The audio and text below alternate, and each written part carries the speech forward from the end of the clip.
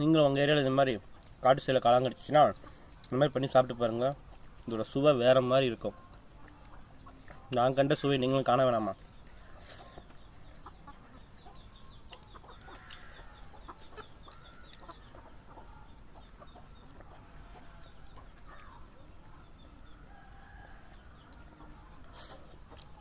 இந்த காளானோட சாப்பாடு வச்சு சாப்பிட்ற சுவையே தனி.